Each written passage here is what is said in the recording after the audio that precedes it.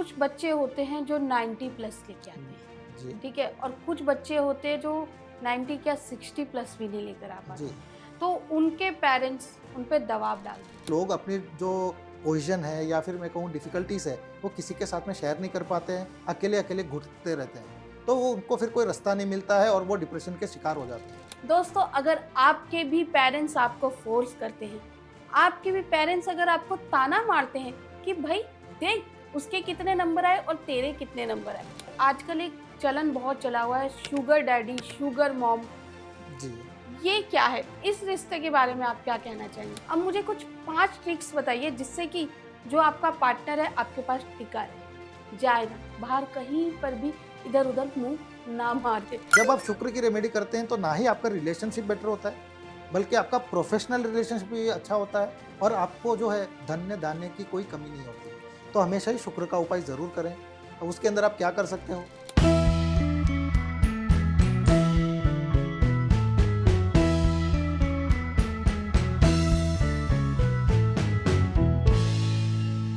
आजकल रिश्ते टिक नहीं रहे हैं। किसी का गर्लफ्रेंड भागती है तो किसी का बॉयफ्रेंड भागता है। किसी के हस्बैंड का मैरिटल अफेयर होता है। किसी की वाइफ ऑफिस में काम करते करते किसी और से सेट हो जाती है। आखिर ये क्यों हो रहा है? यही जानने के लिए आज हमने अपने स्टूडियो में बुलाया है रिलेशनशिप कोच विशाल कुमार अग्रवाल जी को। तो चलिए उनसे मिलते। नमस्ते सर। नमस्ते और आपका फिर से धन्यवाद देता हूँ कि आपने फिर से मुझे इनवाइट किया। देखिए आजकल क्या हो रहा है ना कि रिश्ते बहुत टूट रहे हैं। जी, रिश्ते टिक नहीं रहे हैं। जी, क्या होता है कि सब कुछ शुरू-शुरू में बहुत अच्छा रहता है, जी। अच्छा रिश्ता रहता है, लेकिन फिर अचानक ऐसा क्या हो जाता है कि कड़वाहट आ जाती है? ऐसा क्यों होता है? जी, ये होता है कि जब आप शादी के पहले अगर आप शादीशुदा हो, तो आप शादी के पहले आपका अगर कंपैटिबिलिटी टेस्ट नहीं कराते हो, यानी कि जब हम न्यूमरोलॉजी का जो साइंस है, उसके द्वारा हम डिटेक्ट करके बताते हैं कि लड़के की स्ट्रेंथ क्या है, लड़की की क्या है, ठीक है? दोनों का कितना कंपैटिबल रिश्ता हो सकता है, यानी कि इस किसी न किसी की तो कोई ना कोई स्ट्रेंथ ज़रूर होती है, राइट?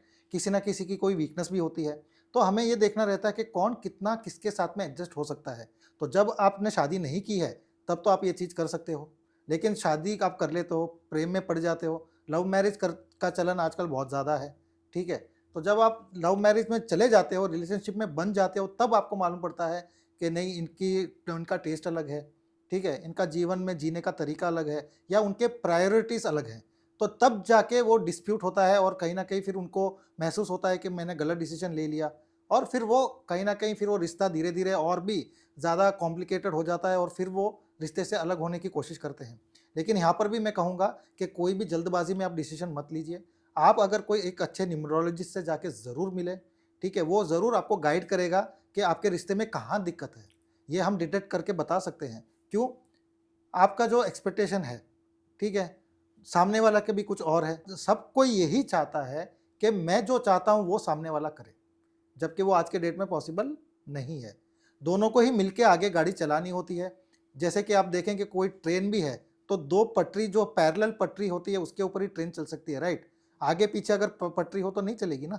तो इसी हिसाब से दोनों को ही समझ जाना और दोनों के लिए ही हम दिमाग में फिर उनके वो फीड करते हैं कि आपको क्या चाहिए, ठीक है? और सामने वाले को क्या चाहिए, ये पूरी क्लैरिटी लाने के बाद में जब हम उनको गाइड करते हैं, तो डेफ़िनेटली वो फिर लाइफ़ में आगे बढ़ते हैं। कई सारे रिश्ते मैंने ऐसे देखे हैं जो टूटने की कगार पे थे, लेकिन जब उन्होंने कंसल्टेशन लिया, उसके बाद में आज वे अच्छे से जी रहे हैं और एक-दूसरे को छोड़ना भी नहीं चाहते हैं।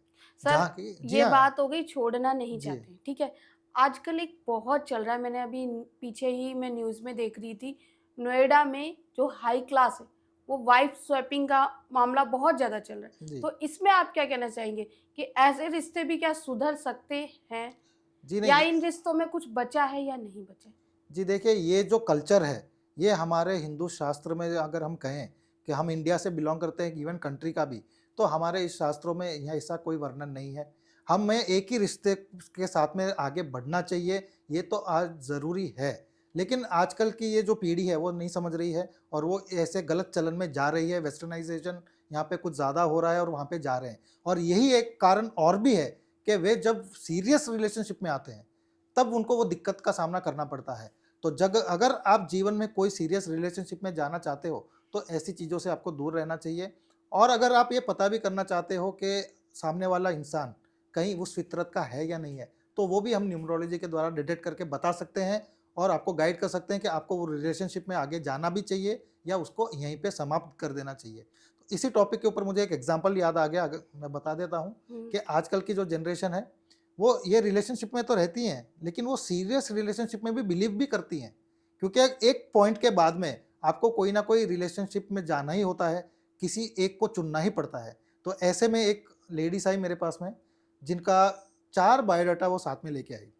उन्होंने मुझसे कहा कि मेरे इन चारों के साथ में अच्छे रिलेशनशिप है, लेकिन मैं किसी एक के साथ में अब आगे बढ़ना चाहती हूँ, तो मैं किसके साथ में आगे बढ़ूँ? तो फिर मैंने उनको फिर गाइड किया कि वो 4 में से जो उनकी एक्सपेक्टेशन थी, उस हिसाब से किसकी डेट ऑफ बर्थ है और उसके साथ में उसको कहाँ पे एडजस्ट करना होगा और कहाँ पे जैसा वो चाहती है वो लड़का वैसा करेगा। तो फिर वो 3 में से 1 लड़के को उन्होंने चुना 3-4 में से और फिर वो उनके साथ में शादी किया। सर आजकल है ना मॉडर्न ट्रेंड में जी, एक बहुत नया वर्ड चला है, कार्मिक रिलेशनशिप। जी, क्या होता है, शादी होती है, जी, ठीक है, हस्बैंड के साथ रह रहे हैं या हस्बैंड वाइफ के साथ रह रहे हैं, जी, ठीक है, फिर उसके बाद उस कंडीशन में क्या होता है कि उसका बाहर किसी से रिलेशनशिप चल जाता है। जी। अब वो ना उसको छोड़ रही है ना हस्बैंड को छोड़ रही, तो इस कंडीशन में आप इस रिश्ते को क्या बोलेंगे? देखिए, कहीं न कहीं जो जब रिश्तों की बात आती है, तो सबसे इम्पोर्टेंट हो जाता है कि सामने वाले को कितना कंफर्टेबल फ़ील हो रहा है या नहीं हो रहा है। अगर कहीं पर भी उनको कोई दिक्कत हो रही है, तो क्या वो शेयर कर पा रहे हैं अपने पार्टनर से या नहीं। सबसे ज़्यादा प्रॉब्लम जो मैंने आज डिटेक्ट किया है, देखा है, लोगों के बारे में समझा है, तो सबसे ज़्यादा मुझे दिक्कत दिखी है कि लोग अपनी फ्रस्ट्रेशन हो, चाहे अपनी कोई बात हो, चाहे अपनी कोई इच्छा हो, वो ज़ाहिर ही नहीं कर पाते हैं। क्यों? ज़ाहिर करेंगे तो सुनने के लिए 2 कान भी तो चाहिए। लोगों को जीवन में अगर कोई कमी है तो 2 कान की है। जो मैं करता हूँ, मैं लोगों की बात अच्छे से सुनता हूँ, उनको क्या चाहिए, क्या नहीं चाहिए और सामने वाले को जब मालूम पड़ जाए कि आपकी इच्छा क्या है, आपको जीवन में क्या चाहिए, तो आपकी डिफ़िकल्टीज़ कम होती है या नहीं होती है? तो होती है। सबसे इम्पोर्टेंट यहाँ पे न्यूमरोलॉजी को एक बार साइड में रख दीजिए, सब चीज़ को साइड में रख दीजिए, मैं रिलेशन पे बो बता रहा हूँ कि सबसे पहले अपने पार्टनर को समझिए, उनकी ज़रूरत को समझिए, वो क्या चाहते हैं, क्या नहीं चाहते हैं, वो आपसे क्या एक्सपेक्ट कर रहे हैं, वो भी जानना ज़रूरी है। तो जब कन्वर्सेशन क्लियर होगा, ट्रांसपेरेंट होगा, तो 50% तो दिक्कत वहीं पे सॉल्व है। फिर आ जाता है रोल न्यूमरोलॉजी का। डेट ऑफ बर्थ के द्वारा जो हम डिटेक्ट करते हैं, जो कमियाँ हैं, जो स्ट्रेंथ है वो बता के जो रेमेडीज़ होती है, जी हाँ, इसमें अब रेमेडीज़ बड़ा ही गज़ब का काम करती है। अगर आप अच्छे से कोई कंसल्टेंट से मिलते हो, गाइडेंस लेते हो और वो रेमेडी लेके आप जीवन में रेमेडी करते हो, तो आपके जितने भी हर्डल्स हैं वो दूर होते हैं। आपने देखा होगा कि आजकल डिप्रेशन के जो केसेस हैं, वो बहुत ज़्यादा आ रहे हैं। उसके पीछे का रीज़न भी यही है कि लोग अपनी जो पोज़ीशन है या फिर मैं कहूँ डिफ़िकल्टीज़ है, वो किसी के साथ में शेयर नहीं कर पाते हैं, अकेले-अकेले घुटते रहते हैं। तो वो उनको फिर कोई रास्ता नहीं मिलता है और वो डिप्रेशन के शिकार हो जाते हैं। तो यहाँ पर भी हम डेट ऑफ बर्थ के द्वारा डिटेक्ट करके बता भी सकते हैं कि आपको डिप्रेशन आ सकता है और कब आ सकता है। तो वो साल में आपको कौन से प्रिकॉशन लेने हैं। तो ये सारी चीज़ों का जब आपको नॉलेज ज्ञान मिल जाता है, तो आपका जीवन जो है सुखमय हो जाता है। फैमिली रिलेशन अच्छे होते हैं, बच्चों के पेरेंट्स के साथ में अच्छे रिलेशन होते हैं। आपने देखा होगा कि कई सारे पेरेंट्स हैं, वो अपने बच्चों को लेके काफ़ी टेंस्ड रहते हैं। या तो वो पढ़ता नहीं है करके उनके पीछे लगे रहते हैं, या वो खेलता रहता है, मेरी बात सुनता नहीं है। तो वो क्यों नहीं सुन रहा है? उसकी एक्सपेक्टेशन क्या है? इवन बच्चों की भी। तो बच्चों को भी आपको ध्यान देना होता है, उनका क्या कैरेक्टर है, उनको जीवन में क्या चाहिए, उनको करियर कौन-सा चुनना है। ये सब चीज़ें हम जब गाइड करते हैं, तो एक फैमिली में माहौल बड़ा अच्छा हो जाता है और जो भी डिफ़िकल्टीज़ है वो सारी दूर हो जाती हैं और एक सुखनुमा जीवन वो जीना चाहते हैं, तो डेफ़िनेटली उनको ये गाइडेंस के द्वारा वो जी सकते हैं। दोस्तों, अगर आप भी अपनी बात किसी से शेयर नहीं कर पा रहे हैं तो कमेंट बॉक्स में लिखिए, सर उसका जवाब ज़रूर देंगे। साथ ही आपको पता है कि हमारे शो का फॉर्मेट क्या है। अगर आपका कमेंट हमारी टीम को अच्छा लगेगा तो डेफिनेटली केएफई आपको गिफ्ट देगी। तो चलिए सर से आगे बढ़ते हैं। सर मुझे एक बात बताइए, आजकल एक चलन बहुत चला हुआ है, शुगर डैडी, शुगर मॉम, जी। ये क्या है? इस रिश्ते के बारे में आप क्या कहना चाहेंगे? देखिए, ये जितने भी ये जो टर्म्स आए हैं आजकल, वो सब वेस्टर्नाइज़ेशन हो रखा है। सब लोगों आजकल क्या है, बहुत ज़्यादा फ्री जो है, ये जो फ्री है, बिल्कुल हमें बच्चों को फ्रीडम देना चाहिए। हर चीज़ में फ्रीडम हमको देने की ज़रूरत है, लेकिन कहीं न कहीं हमें रिस्ट्रिक्शन भी रखने की ज़रूरत है। क्योंकि वो जो कल्चर है, जैसा कि मैंने पहले भी आपको कहा है कि वो कल्चर हमारे साथ में हम जोड़ के नहीं देख सकते हैं। हमारा जो कल्चर है, एक ही साथी के साथ में हमें जीवन भर निभाना होता है और अगर हम ऐसा करते हैं, तो हमारा जीवन सुखमय होता है। लेकिन जब आप ऐसे कल्चर के साथ में जुड़ जाते हो, तो कहीं न कहीं टेम्परेरी रिलीफ़ तो आपको मिल सकता है या टेम्परेरी खुशी आपको ज़रूर मिल सकती है। लेकिन आगे जाके जब आप कहीं सीरियस रिश्ते में जाना चाहते हो, तो उसके बाद में आपके चांसेस कम हो जाते हैं, या फिर मैं कहूँ जो कर्मा है, कर्मा का बहुत बड़ा रोल है। आप जो कर्म करते हो उसी हिसाब से आपको जीवन में फिर आगे जाके मिलता है। तो आप ही सोचिए कि आप कौन से कर्म कर रहे हो, और मैं कहता हूँ कि किसी से पूछने की ज़रूरत नहीं है। आपके अंदर भी भगवान बैठा है, ठीक है? तो जब कोई भी काम करने जाते हो, आपके अंतरात्मा से ज़रूर आवाज़ आती है कि ये काम सही है या नहीं है, करना चाहिए कि नहीं करना चाहिए। तो मैं इस चीज़ के लिए बताऊँ या ना बताऊँ, आपको खुद को पता है कि ये काम सही है या नहीं है। तो आप उस हिसाब से सही कर्म अगर करेंगे तो डेफ़िनेटली आगे जाके आपको कोई दिक्कत नहीं होगी। हाँ, कर्म पे ज़रूर ध्यान देना है। तो इसमें जो आज यंग जनरेशन की अगर मैं बात करूँ, तो उनको सबसे ज़्यादा दिक्कत क्या होती है कि आजकल के जो पेरेंट्स हैं, वो दोनों ही वर्किंग हैं, ठीक है? हस्बैंड भी काम पे जा रहे हैं, वाइफ भी काम पे जा रही है, तो बच्चों के ऊपर जो ध्यान देने वाला कोई नहीं बचा। पहले जॉइंट फैमिली होती थी, कोई दादा, चाचा, चाची, ये जॉइंट फैमिली होने की वजह से कोई ना कोई ध्यान ज़रूर देता था और बच्चा किसी को भी अप्रोच कर पाता था कि मुझे ये दिक्कत है। लेकिन आज उसको अप्रोच करने के लिए कोई नहीं है। वो किसको अप्रोच करे? माँ काम में बिज़ी, पिताजी काम में बिज़ी। तो जब आप बच्चों के ऊपर ध्यान नहीं देते हो। सर, मैं आप जैसा बोल रहे हो कि माँ काम में बिजी, जी, बट पिता काम में बिजी, जी, तो आजकल की जो ज़रूरत है, अब मैं जी, ही हूँ, जी, मेरी बेटी है, ठीक बिल्कुल, है? मेरे हस्बैंड भी वर्किंग है, मैं भी वर्किंग जी। हूँ। तो अब ये बताइए कि हम दोनों जॉब छोड़ दें या हम दोनों में से कोई एक जॉब छोड़ दे, तब ये प्रॉब्लम रिज़ॉल्व होगी? जी नहीं, जॉब को बिल्कुल नहीं छोड़ना है, लेकिन अपना जो समय है बाकी का, आप कितना समय मोबाइल में भी बिताती होंगी, ठीक जी। है? या और कोई काम में बिताती होंगी, या दूसरे फ्रेंड्स या कोलीग्स के साथ में आप चर्चा करती होंगी। तो देखिए कि आपको वो बैलेंस लाना आपको ही पड़ेगा, क्योंकि जब तक बच्चे छोटे हैं, वो उनको टेक केयर करना बहुत ही ज़्यादा ज़रूरी है। और अगर मैं कहूँ कि बहुत ज़्यादा छोटे हैं और अगर आपको जॉब क्विट भी करना पड़े, तो कहीं न कहीं क्विट करना, मैं कहूँगा कि करिए, कोई दिक्कत नहीं है, बच्चे पे ज़्यादा ध्यान दीजिए। और किसको करना है, वो हस्बैंड वाइफ के आपस में अंडरस्टैंडिंग होनी चाहिए। लेकिन अगर आप दोनों मैनेज कर सकते हो तो वेल एंड गुड है। बच्चे स्कूल तो जाते ही हैं, राइट? हुँ। तो जब बच्चे स्कूल जाते हैं या कॉलेज जाते हैं, तो वो टाइम आपके पास में आप काम कर लीजिए, ठीक है? लेकिन जब बच्चे वापस घर में आते हैं, ठीक है? तो उस टाइम पे एटलीस्ट एक क्वालिटी टाइम, मैं नहीं कह रहा हूँ कि उनके साथ में आपको, अगर वो 5 घंटे घर में है तो 5 घंटे बिताने हैं, बिल्कुल नहीं। ठीक है, उनको भी अपना स्पेस चाहिए, सब कुछ चाहिए, लेकिन क्वालिटी आधा घंटा या 1 घंटा, मिनिमम आधा घंटा। आधा घंटे तो आप दे ही सकते हो अपने बच्चे को।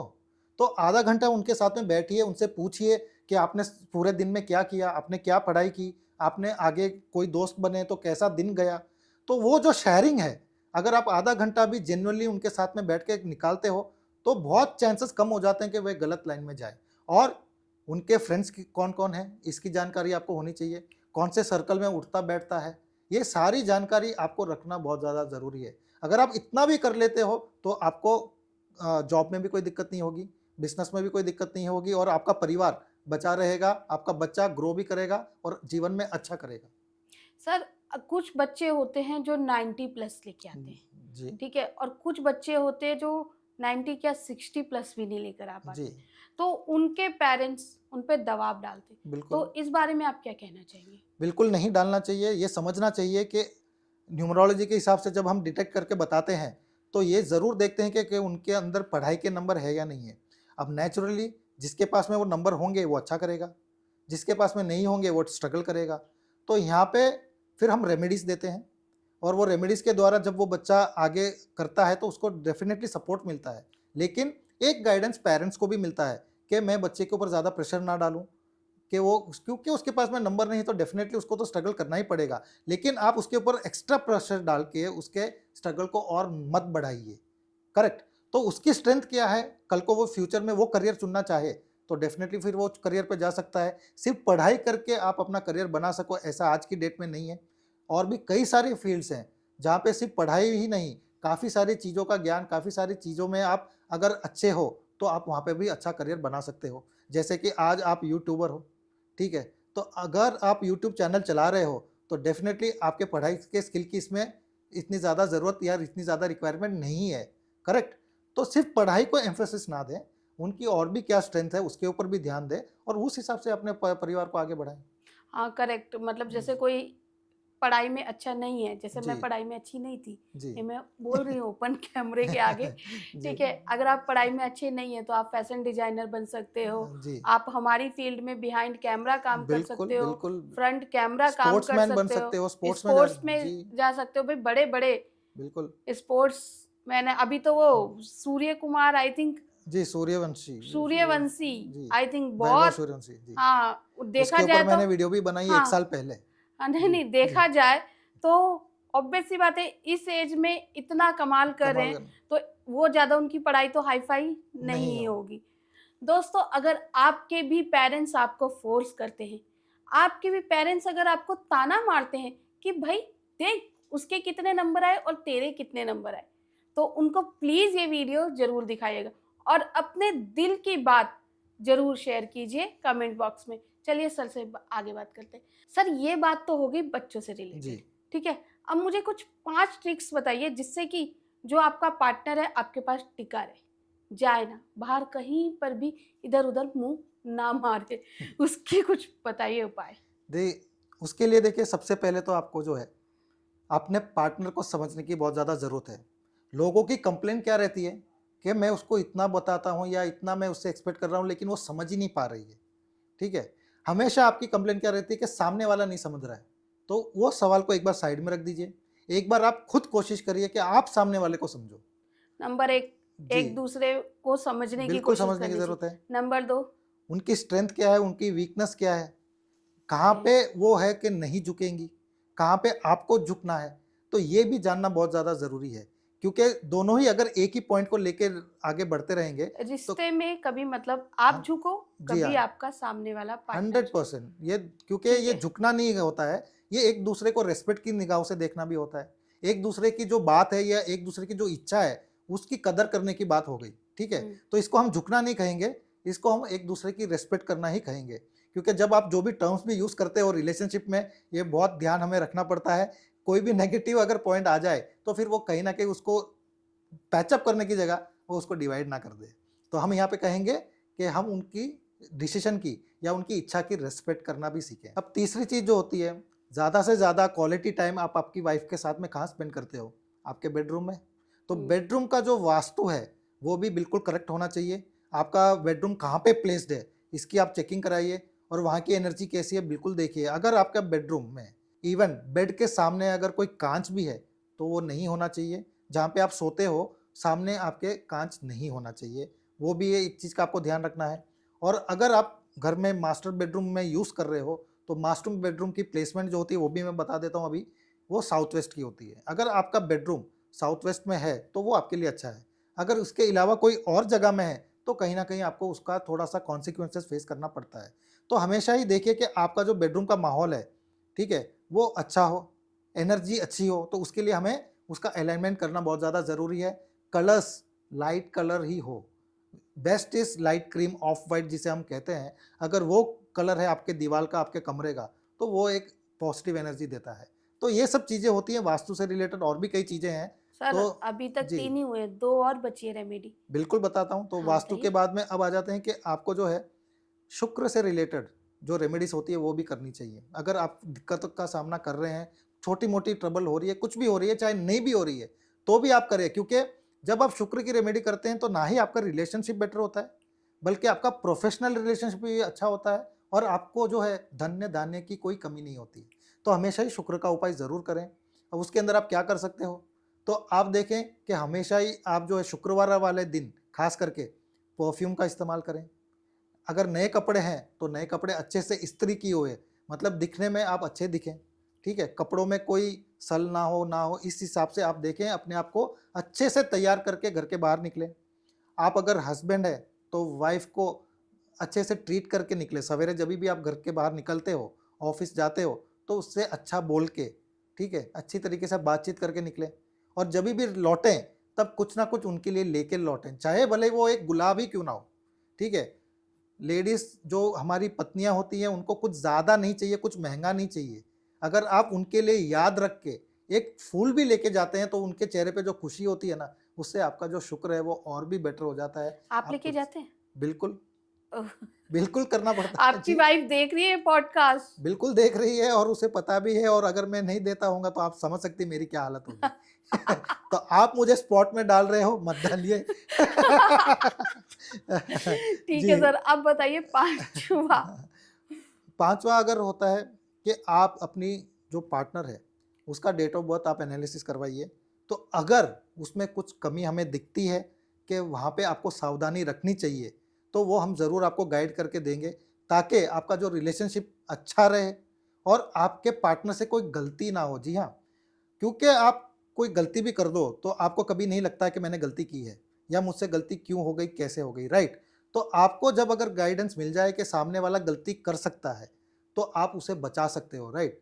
तो यहाँ पे न्यूमरोलॉजी में हम वो डिटेक्ट करके बता सकते हैं, और क्या-क्या प्रिकॉशन लेना है, उसका भी हम आपको ज़रूर गाइडेंस देंगे। तो दोस्तों, अगर आपका पार्टनर भी आपके लिए कभी रोज़ लेकर नहीं आता है, आपका पार्टनर भी आपके लिए कभी गिफ्ट लेकर नहीं आता है, आपका पार्टनर भी अगर आपको शॉपिंग नहीं कराता है, आपका पार्टनर भी अगर ऑफ़िस जाने से पहले आपसे अच्छे से बात करके नहीं जाता है, तो उसको ये वीडियो ज़रूर दिखाइए। ख़ास तौर से रेमेडी वाला पार्ट। तो ये थे हमारे साथ विशाल जी, जिन्होंने हमें बहुत अच्छी इन्फॉर्मेशन दी। साथ ही अगर आप इनसे मिलना चाहते हैं, इनकी कंसल्टेशन लेना चाहते हैं, तो इनकी पूरी कॉन्टैक्ट डिटेल आपको हमारे डिस्क्रिप्शन बॉक्स में मिल जाएगी। साथ ही अगर आप इनके और भी वीडियोज़ देखना चाहते हैं, तो इनके यूट्यूब चैनल का लिंक भी हमारे डिस्क्रिप्शन बॉक्स में मिल जाएगा। तो दोस्तों, देखते रहिए केएफई टॉक शो।